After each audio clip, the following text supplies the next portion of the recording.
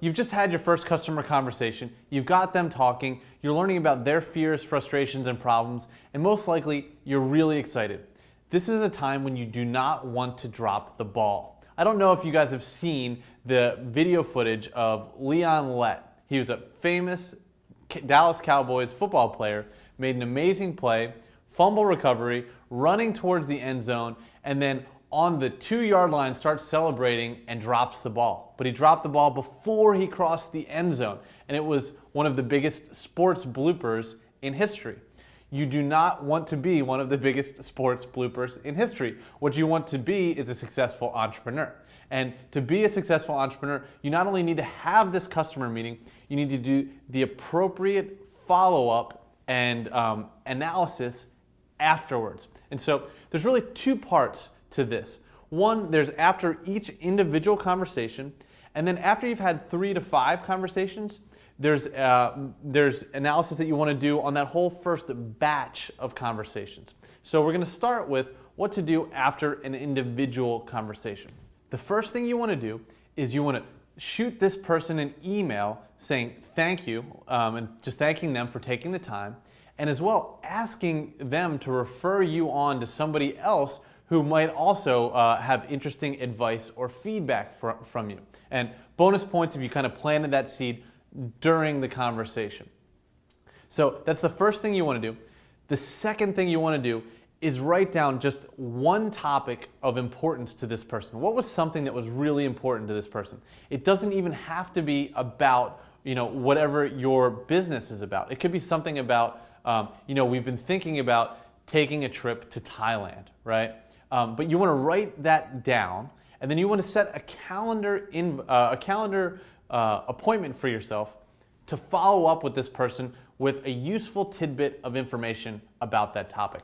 So you set a calendar appointment for about 3 days later, and 3 days later you want to shoot this person an email. Hey, you'd mentioned that you were thinking about going to Thailand. Here's a great review site that talks all about best places to stay in Thailand. Enjoy your trip. Or something like that. That just shows that you are listening, and it gives you a reason to follow up. You could also make it specific to whatever topic your business addresses. For us at 60 Day MBA, we help people get their businesses off the ground. I talk to somebody. A few days later, I could say, hey, here's a great article that I read about the 6 things you need to do before incorporating your business. And just shoot them an email with that information. What this does is it shows you're listening. It shows that you're willing to kind of create value and give them value before you ever ask for anything.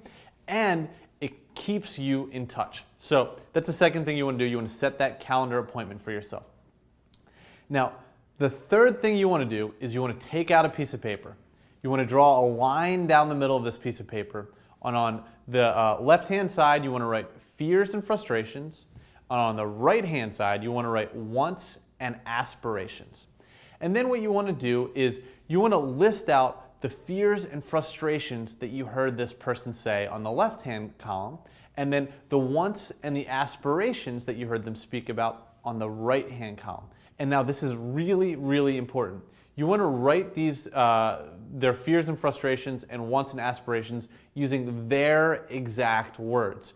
You want to pick those hot button words that we talked about and those light up moments that we talked about, and you want to word for word write down what they said.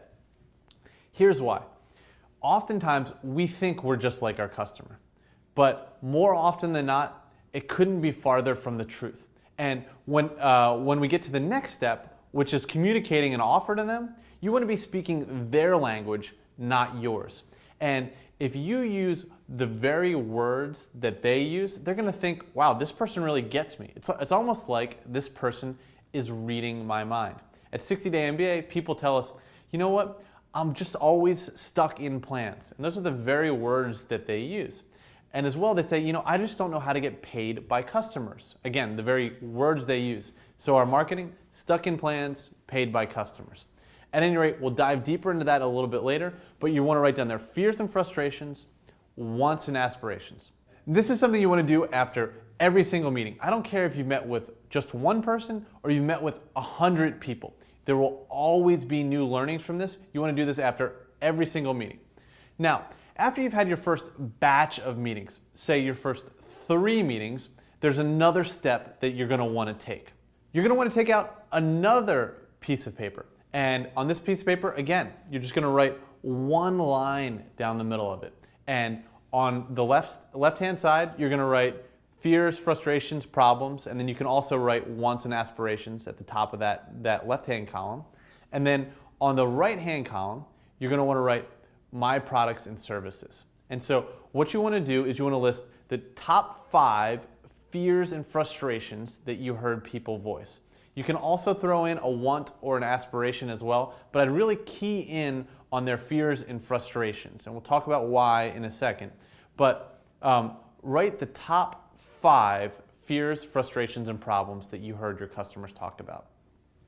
Then on the right-hand column, you want to write whatever solution or product that you could offer that corresponds with that. And now, you may have just one solution or product, and that is totally fine. I actually encourage it to be fewer services and products. So the answer to each of those fears and frustrations could be one service or product. Like for the 60-day MBA, as an example, we teach a course, right? And so the answer to each of those problems, fears, and frustrations is our course.